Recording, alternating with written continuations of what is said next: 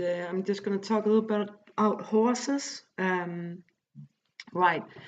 I noticed by speaking to chasseurs all over the world and contacts in the racing and the dressage and the jumping, there's a very serious problem in U.S. races where new owners of horses press the horses too much or even dope the horses, so they are paying doped, meaning that the jockeys, which is set on a doped horse, will very likely crash.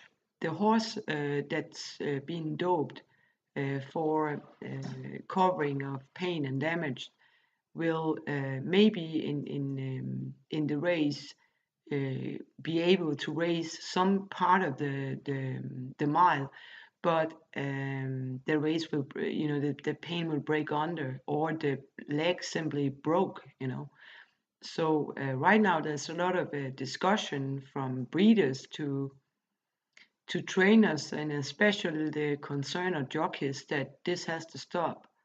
And I actually I spoke to some. That's a little. It's another angle of this, but it's maybe the same attitude. I spoke to some of my Arabian friends about this. You could say young boy in jockey races in camels and horses in Arabian countries. We're not talking about playful race with boys agreeing to compete. We're talking about almost a professional gambling, right? And we analyzed it a little bit, and I went back to some old historical photos, and it turns out that, and that's very logic, in the ways that horses in old times were working animals and transport animals, and in the act of the colonizing and the wars in the Arabian, you could say the war kind of games as gambling and reckless behavior in a way. You could say that colonized behavior turned some of the pretty nasty things of racing into this area, and boys that didn't have parents or were poor were forced or under pressure for money to race. We talked about in the Chasse Affairs that this kind of boy racing is not a Arabian culture or okay to, if unless they agree and have fun with it. But in the same way, you could say this kind of you could say reckless behavior in England. I reckon from reading books, the culture around racehorses in the start were that poor boys or fosterless boys were used as jockeys, meaning that they could only survive by doing the most dangerous thing in the world, riding a high-speed horse. And that means that there is maybe a background historical scene that jockeys were, as one jockey put it, do they see us as human beings? And I also question a little bit, do the gambling business, which is dependent on the good jockeys and the good trainers and the good breeders, do they see horses and people in daily care for the horses as value, or is it just a kind of, money on the plate?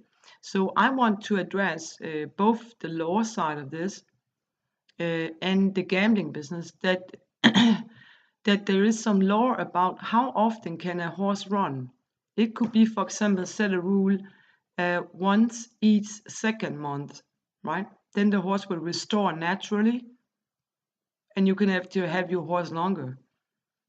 Or you can have a small tax on each gambling for the veterinary control and the rehabilitation of jockeys if necessary, and also to control of correctly behavior, a sort of veterinary and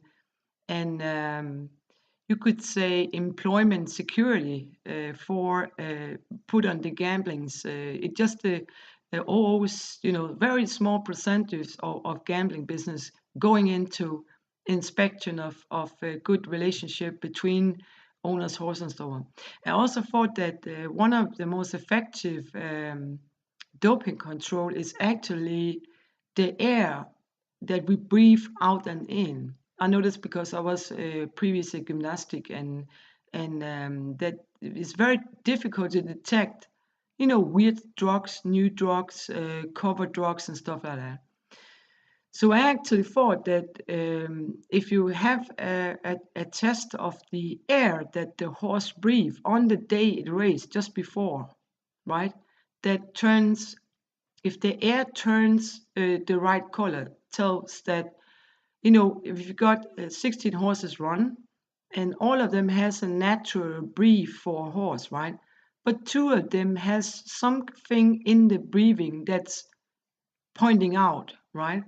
Then you can actually select the two horses and eliminate them from running because there's something not right, okay? So it's not a question about proving what they have in their system that you can do later, but it's just to tell and make a kind of, exclusion before the disaster of broken legs and dead jockeys, right? I think that would be the most simple way and the most effective and the most also maybe cheap way. You can always study what kind of drugs they're using later, but if you exclude them before they start, you will also send a message to the trainers, to the vets, to the owners that this is not acceptable, right? If the breathing, the air comes out of the mouth of a horse, if that's somehow not normal, right? There's something pointing out, then there is something to look after, and that should be excluded from the moment there's something undetected, something we don't know what is, right? If it turns out that they're sick in another way, it still is an exclusion, right? Then I think that the breeding in Europe and the horse behavior, no, the horse handling in Europe is horrifying. And I also think that many of the sport horses in Europe, jumping, dressage, it started off too early. If I look at, for example, some of the big playground for horses, export Denmark, Germany, and so on, the horses are under heavy weight of work before they're 5 years old. And now I'm from the Vienna school, right, where their students is 5, 6 years old before they're even trained, right? Please have some respect, right? This is value horses, and all of the horses I've seen being ridden before they are, if they're only 5, if they start too early, they will break down sometime. So actually, many of the horses needs to develop to their 5, 6 years, also mentally and psychology, and they need to as foal. The mares also need to, it's not a foal per year that's taken from her. That's extortion, right?